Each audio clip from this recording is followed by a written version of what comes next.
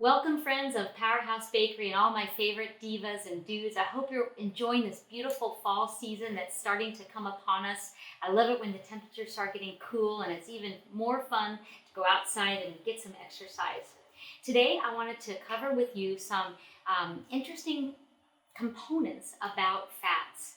Whenever you think of walking into a room where some bacon is crisping up on the stove, or some fresh bread is coming out of the oven, or you're getting ready to grill some meats, or you've just roasted a turkey, what do you think all those smells are really a part of?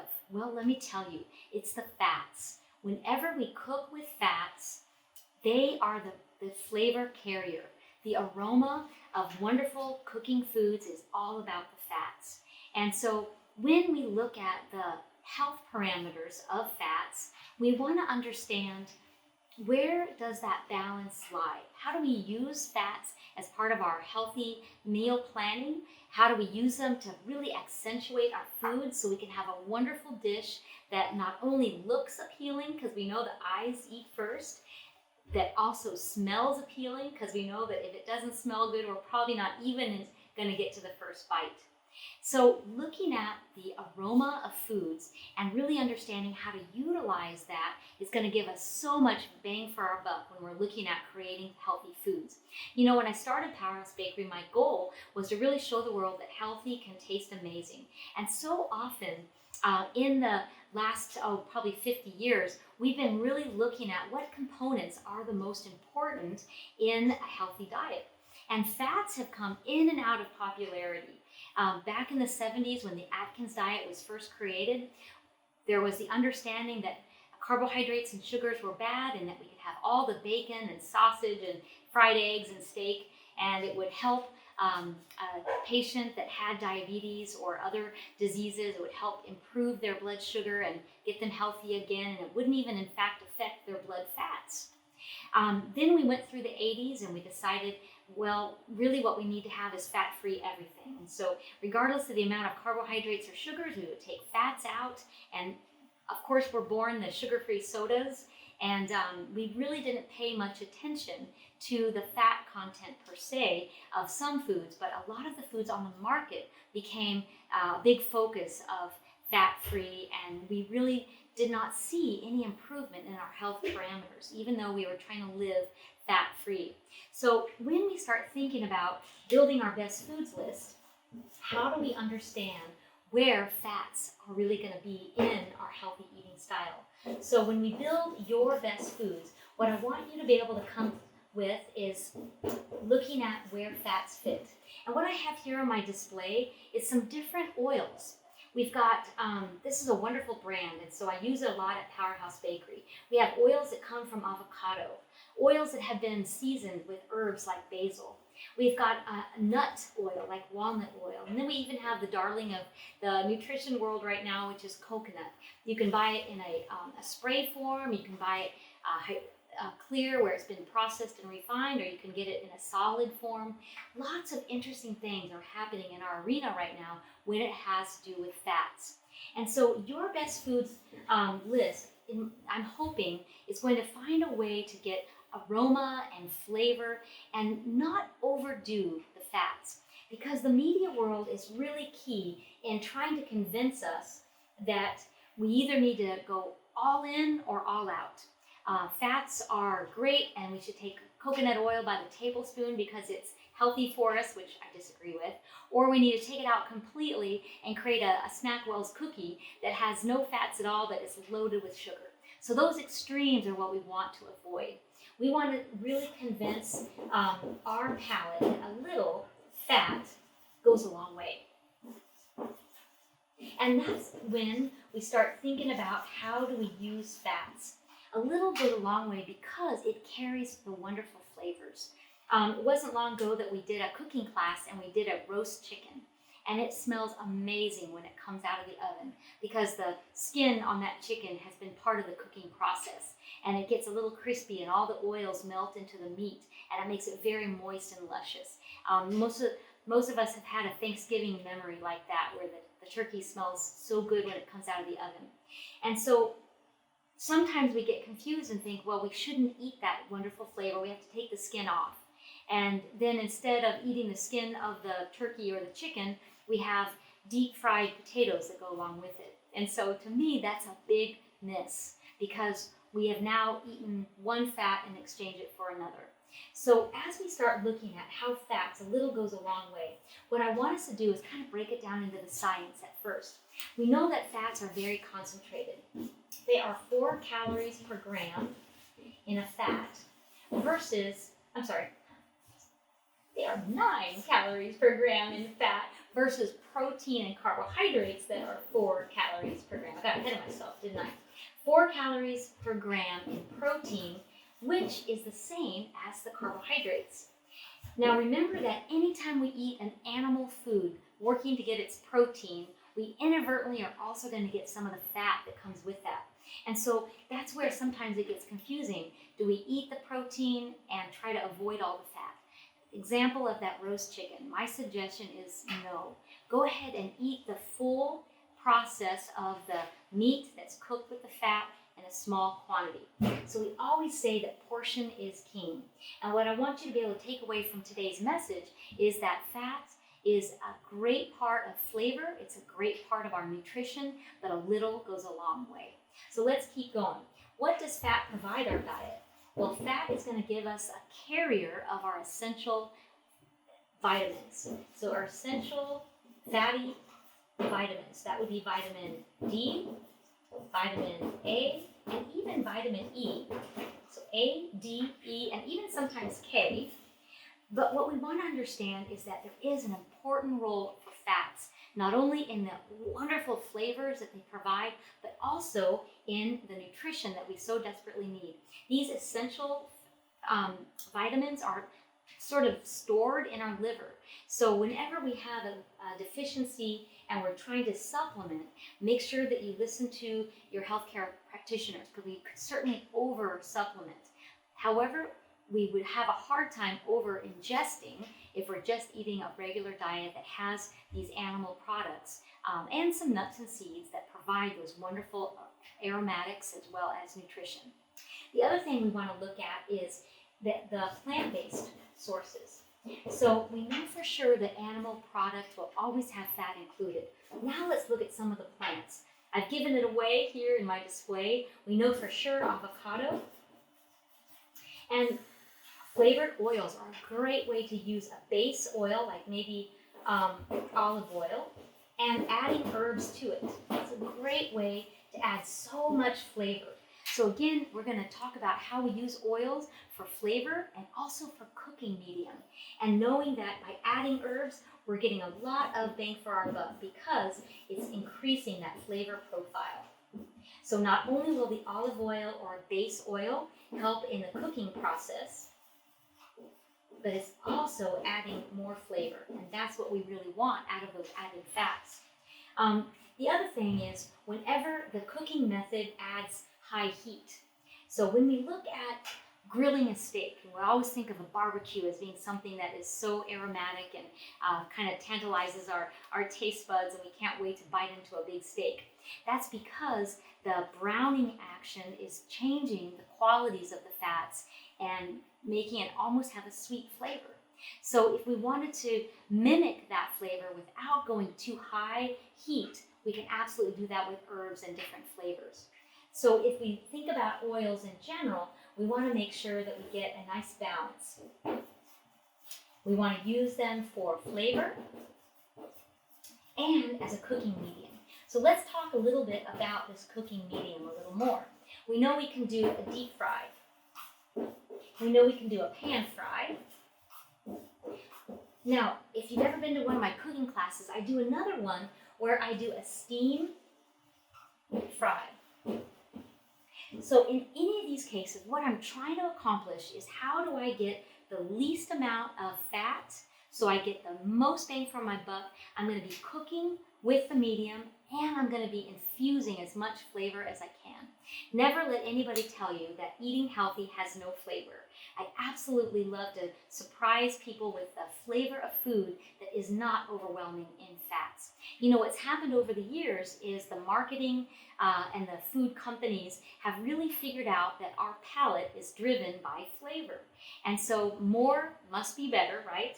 And so if we get more flavor, then we're going to buy more. And so what happens is the fat content of processed foods starts to go up and up and up because they're looking for more and more flavor. So we want to try to avoid that and get as much flavor as we can by doing a small amount of oil in the cooking process.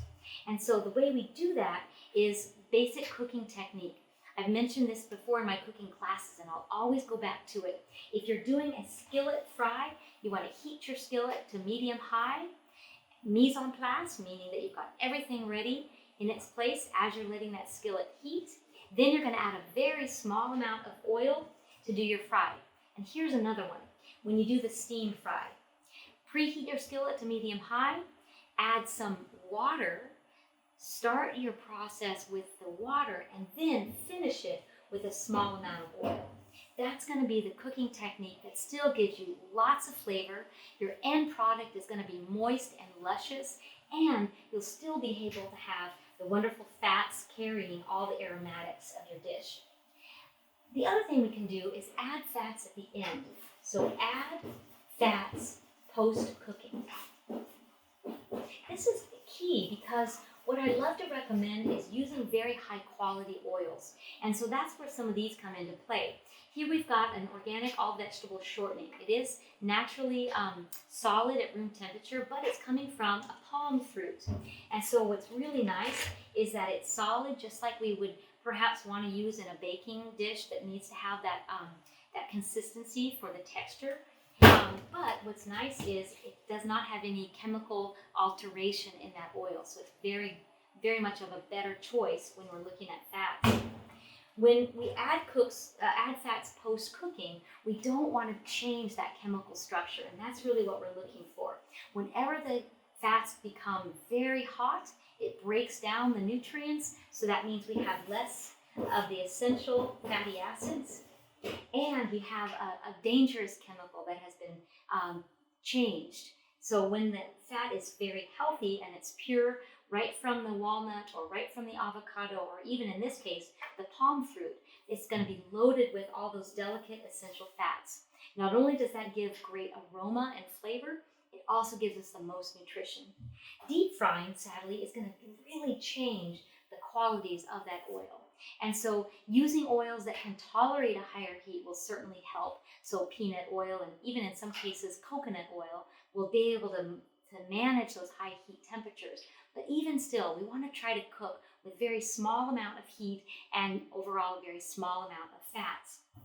And so when we add them post-cooking, we can do some great cooking variations and still get all the aroma that we're hoping for. So if we do post-cooking, we can steam both a meat as well as a starch, of course, and even a vegetable, and then add our aromatic oils. So this is where my favorite olive oil comes in. I can steam some broccoli and I can add the oil right at the end, and it has an amazing flavor. So that's when you want to use your higher quality oils and get some great flavors. There's also some that I don't have out today, but I want you to take notes on. I love pistachio oil, sesame, and all of these are loaded with those essential fatty acids, and they're very delicate, so they don't need to be heated at all, and you get all the nutrient quality as well as all the aromatics. We can also do a quick boil. So just like I mentioned in that skillet, when we do a little cross between a boil and a pan fry, we can certainly keep that food really moist, and then once it's out of that cooking water, we can drain it, add herbs, and then add your favorite oil. And so using nut butters and using avocado oils or even just mashed avocado is a great way to add in all of those essential nutrients as well as great flavor. You know, one of the things that makes oils and fats so enjoyable is the texture and the the smooth creaminess that they impart. And so you can achieve that technique by using these other cooking styles and adding the fats to the end, and you'll never miss the frying element. Adding crunch factor will certainly be a way to add one more layer of enjoyment. When we look at enjoying the flavor of foods, we know that texture is important, and these fats really add softness. They can also add crispiness. So adding the cooking technique that uses steam or water keeps everything very moist. And then you add in your oil at the end, and you get a wonderful combination of delicate and high flavor. Same thing with the crispiness. We can get really creative and use air frying. So using the new oils that we have now that are in a spray can and using the air fryer definitely gets us this desired texture variation that is so appealing to the palate. And then adding more appeal by adding citrus, which accentuates the fatty layer on our palate. So citrus is a great way to bump up our enjoyment of those fats. Not only does it highlight the textures, but it also really adds to a flavor boost of those wonderful fats. So let's think back on some of our childhood favorites, the items that have oil naturally occurring. I mentioned the fryer. So if we think of how do we make a fried food be very similar in texture and flavor and aromatics without adding so much oil, we can do a bake with the skin. How do we do that? High temperature is key. If you follow me on Instagram or Facebook, we just put on our menu this beautiful dish of salmon fillets. How do we make that look so beautiful and it never touched any oil? High temperature is going to be key. Now, we want to make sure that we don't break down those essential fats that are in the salmon. So we only have the high temperature for a very short time in the cooking. So we'll start at 475-degree oven, make sure that it's preheated. Add that fish, let it get crispy on the top, and then turn the heat down. And you can even turn the temperature of the oven completely off and let it sit in there. And so just that ambient heat will finish cooking it. I promise it's the best trick ever. So some of our favorite childhood dishes tend to have overcooking that happens because we start with a high temperature to get the crispiness and we never turn down the heat. Or we add oil and we put the whole product in. So I know when I moved to Texas, something that I'd never heard of growing up was a deep fried turkey. And what happens is the outside gets completely burnt or very crispy in order to get the inside cooked. So my suggestion is start the process with a high heat, pull the temperature down, and that way every part of the turkey will get well cooked. The other thing you can do is in small batches. So small batch cooking will absolutely help get everything crispy and not overdone. Definitely an important one. Whenever those oils get overheated, they have a hardening result, and so then you don't have the crispiness or the softness. It becomes a burnt flavor. So the oils definitely can go the other direction, and now we have an increase in bitterness, and it's all because of what happens in the chemical reaction to the fats. We want to make sure that we don't allow that bitterness to happen. So the temperature variation is going to start high, and then it's going to go low to have tender and juicy. So instead of doing deep frying, using the natural encasing of the skin that has oil dripping down into the meats is the best way to do it.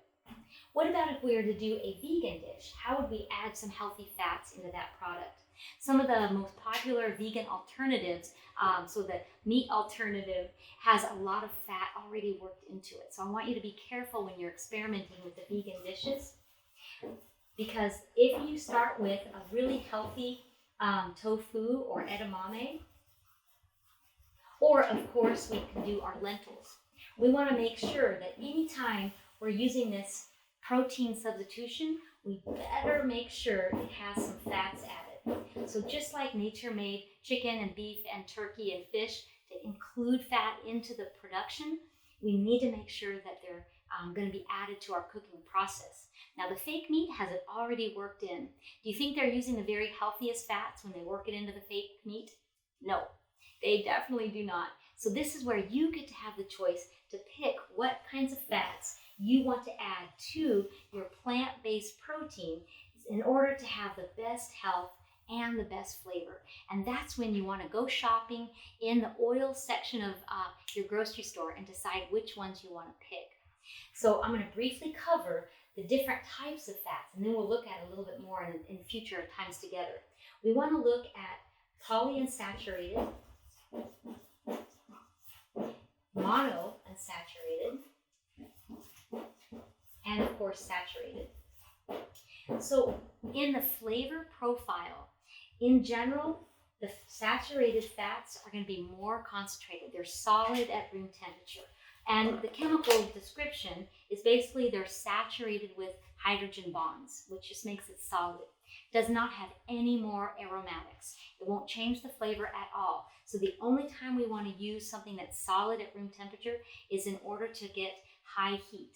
And so a small amount, melt it, be able to do your pan saute with a little bit of water, and you're going to get a great result.